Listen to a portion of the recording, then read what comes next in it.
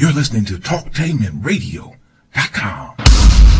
The views and opinions expressed are those of the host and guest and not necessarily those of TalkTainmentRadio.com, the management, the staff, or K&E World Network, LLC.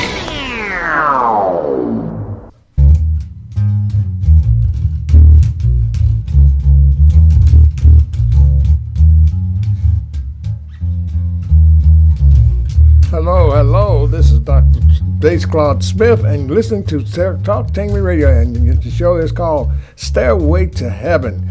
My topic tonight is called Shame on You. It comes out of 2 Timothy and the third chapter of 2 Timothy, and that's where I'll be speaking from. Also, before I get into that, we're going to make a few shout-outs. One to Core Lab. That's where I work at, and that's where my friends are. They're Joey, Latoya, Jenny, Doc, and all the rest of them. And then I have a young man, one of the Core Lab friend of mine, son, is trying to play guitar. So my lesson to you is this: keep on practicing. Don't give up. It will come to you. I know you're gonna get frustrated about it, but keep on practicing and don't give up. It'll come to you. And once you learn, once you get together, maybe one day I'll probably bring mine and we'll play a tune together. So keep your head straight, study, listen to your instructor, and watch the lead guitar player as he plays his guitar, and watch your instructor. Because what he's showing you is not going to be wrong. Now, getting back to I also like to say yesterday, a dear friend of mine, a good friend of mine, Bishop Timothy L. Lynch, and I was at his funeral yesterday, and my condolences, my hats go out to his mother and the rest of his family. And Bishop Lynch was a friend of mine, and I played at his church, and he always had a smile on his face, and he always would come up. He has a saying: if you don't like the fruit off my apples off my tree, don't mess with my tree. And that was his words. But like I say, my condolences and everything goes to Bishop Timothy L. Lynch and his family, and my heart goes with him, and I keep praying for him. Getting back to the subject, shame on you. This subject came up for me from a song that I heard by Slim and the Supreme Angels called Shame on You. And he talks about, the song is about how people make promises and break them. Now, the reason why I'm saying this is because sometimes we make promises and we don't hold on to them, we don't hold up to them, and we'll break them. Now, this is just like you and I make a promise, this and that, and we make a promise, and it comes to a point where, well, I'm sorry, I can't keep my promise. I got something to do. I can't do it this way. And it goes on and on and on. But this time, it's not just between you and I. This is to our Heavenly Father upstairs. This is up to Jesus Christ. And it says, for people will be lovers of themselves, boasters, admirers, disobedient to parents, and without self-control, and brutal and loving good. Well, what I'm saying, this is where my part is, where boasting, love of themselves, and a whole lot of other things that goes with that. The reason why, you notice as when the preacher opened the doors to the church. Now I'm taking something from Slim's and Supreme Ranger, a title, a word out of Slim's song. He said, "You made God a promise and you didn't go through." And he also said that people go to church, the doors open, and they'll come up, they'll join the church, say Pastor had this and that and the other, and you made a promise that you will don't do nothing wrong. You made a promise that you're not going to do the things that you've been doing. But all of a sudden, while you made that promise, but did you think or would you, when you said it, was you able deep down, would you really feel that you were going to keep that promise, or you going to break it? Well, let me take it piece by piece, inch by inch, and phrase by phrase, and the way I can give it to you the best way I know how. Now, if you have any questions about this topic, you may call me at the station at 614-817-5588, and we'll discuss about it. Now, I don't have an expert with me, but I'll do the best I can. Today, we have people that make promises, and they shake the pastor's hand and everything, and they're all together okay on Sunday morning. But the promise here is broken Monday through Friday. It can be broken any day, at any time. We have promised to say that I'm not going to do this anymore, and I'm not going to do that. But here's the phrase that I would use. You don't make a promise to the Lord and don't keep it, because he is watching you. He is watching you and listening to what you are saying. When you make promises to him, and you make promises to keep his ruling, and his blessings, and whatever he has that you made to him to help you along the way, there's a flaw somewhere down the line that you will break it. Somewhere come along, there's a weakness that's within us that we will somehow forget about what we said and what we promised.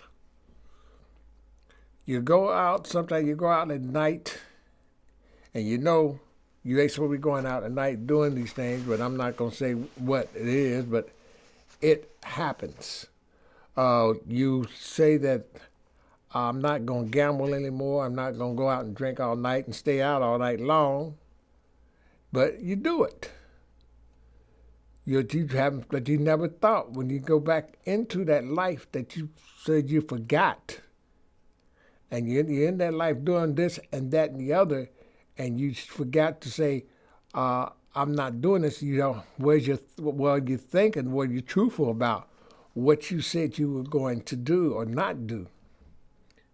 I know someone say, sometimes you'll say, well, I'm not going to do that anymore, and I'm not going to do this anymore.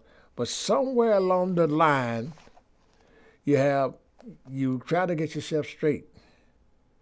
And I'm not the type sometimes you have friends that haven't came where you've been, or haven't decided to make that choice you made. And somewhere they come along, and you talk to them, and all of a sudden you're right back where you left. And you go back to where you left. You cannot understand why you did it, but you forgot. You forgot what you told Jesus Christ. You forgot what you told our Heavenly Father in heaven, that you want to be free of your sin, and you want to be free of this. But that was a promise that you made to him. But all of a sudden, you decide, well, I done made this promise and everything, and you forgot about the promise that you did make. So let's say we go back to, let's take one for instance. Say you go back to drinking all night and partying all night. You said you wasn't going to do that. But somewhere around the line, you get back out there, and then you take that first drink or that first shot of liquor, and all of a sudden things begin to feel good and things begin to change around you. So that's the first step, or maybe your first step. Or you may be doing a drug, maybe a drug you might took, that could help turn out to be too. But once you started, you forgot about what you had told the pastor, and you forgot what you told the Lord. But see, our good Lord is merciful God. He forgive you so many times, but you keep going and going and going and going. That's the first promise that's number one. Rule number two. Second one is you go back into your street language. You start cussing, lying, and breaking the rules. And what happens when you break the rule? When you break the rules, you don't feel it, but you're still out there. You're on cloud, like let's say cloud 9, and you up there on cloud 9. You forgot about you enjoying this cloud 9. You're out there just taking things apart bit by bit. When you do that, and you still forgot what you said, you're still breaking promises. The friends that you have, they didn't make a promise. They made a promise to keep you down and made a promise to hold you, bring you back into their fold and into their club. And once you get into their club and back into that fold, you forgot everything that you was taught and you forgot everything that was told to you. I'm going to enjoy this while I can. I can go back. Yeah, you can go back. But you went back, you jumped on it the first time, but this time it might take you a little bit longer to get back.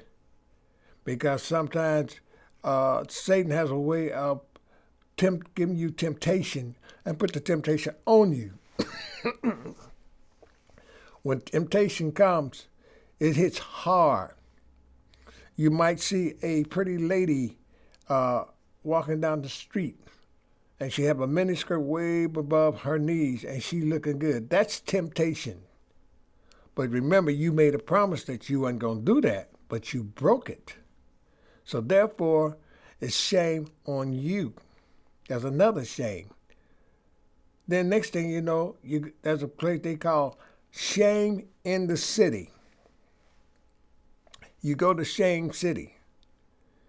That city, once you walk back into Shame City, you're back on the same old streets, same old clubs, same old back alleys, same bootleg clubs, same everything, whatever it is there. You're back out there again.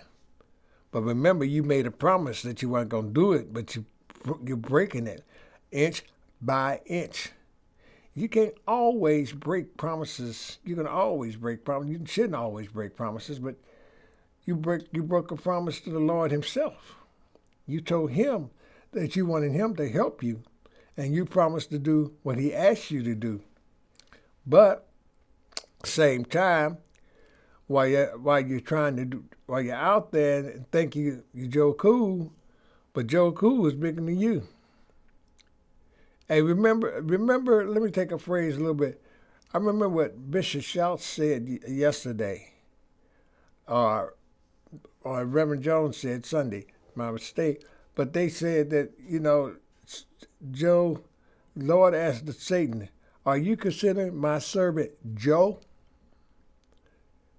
And, Joe was a loyal man unto God, but he was tested.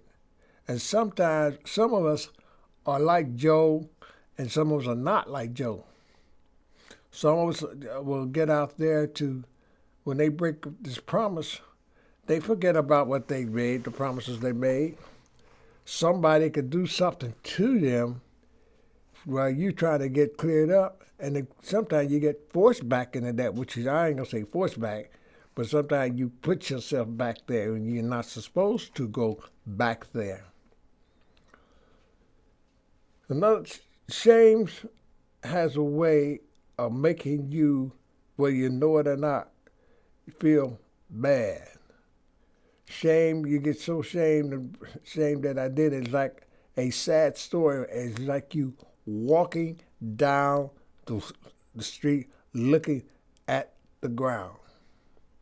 You go into self-pity because you broke a promise.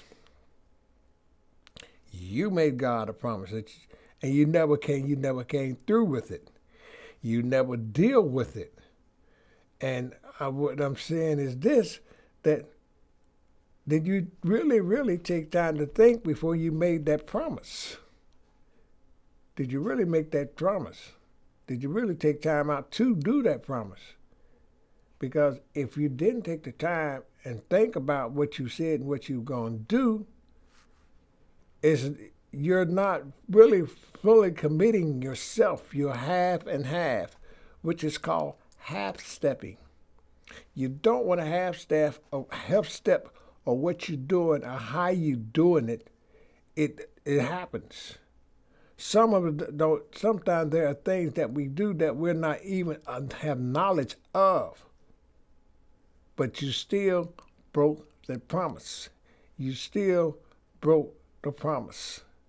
And therefore, the shame started coming down daily, inch by inch. When the shame starts, it lifts you up.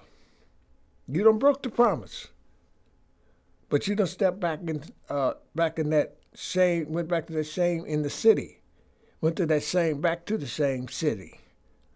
And what happens? You up there. It's showing you a lot of good things. It's showing you, say, well, I can show you this, I can show you that, but at the meanwhile, you're not looking at under the cover of it. It looks good out front, but in the back of it, there is shame. But you made a promise, and you broke it. You made a promise, and you didn't keep it. You made the promise, and it got so shameful. You're beginning to turn on your own good brother, the one that's trying to help you. You turn your back on him. That was a promise that you made, but you're still going in shame. You're going the shameful way. You decide there's two roads, right or the left. The right road is the good road. The left road is the shame road. And you have stepped there. You're right in the middle between two splits, like a Y, right and left. But you let somebody or let something that comes up, one of Satan's partners, buddies, come up to you and say, let's go this way. And you went that way. But you forgot about the shame, the promise that you made. And when you made that promise, you broke it. That's another shame. That's another shame. There's another thing I would like to say. I'm going to put out there. Have you noticed? Let me go to some of our so-called friends in the church. We got people that in church that are still doing what they say they're not doing. You got people that say they told the Lord they wasn't going to do this, and I don't do this, and I don't do that no more. Okay, it's there on a Sunday morning, but what about Monday through Friday? You may be a beautiful angel Monday through Friday, but when Monday comes, you change. You go back out and do the same thing. You got even deacons, and you got some of these young ladies out here that are attempting to some of the officials in the church. And then you got some of these deacons in there that's supposed to be so great. They broke a promise already. Because Sister Sally and Sister David, and Deacon David, you don't know what game they have. And maybe Sister Sally may have her better half on the other side, and while her better half may be at work, and Deacon David may come in and flirt with Sister Sally. Or that's one thing. But remember, you made a promise to the Lord, and you said you weren't going to break it, but you wouldn't go through with it. Another thing is that once you did that, You put everything under the cover and keep it hush hush. Let's keep this quiet. Don't let nobody know that this is going on. But remember, there's always someone out there watching you, them too. And that's still a shame, but you broke a promise that you wouldn't do that no more. Next step, Nosy Rosie. She did the same thing. Made the good Lord a promise that she's going to stop being nosy, dipping in other people's business, and start telling everything that she knows.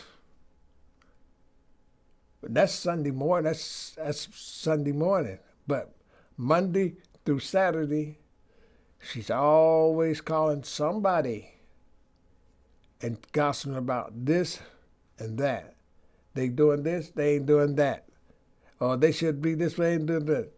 They know everybody's business, but they don't take care of their own business. This is called a part of what I say boasting.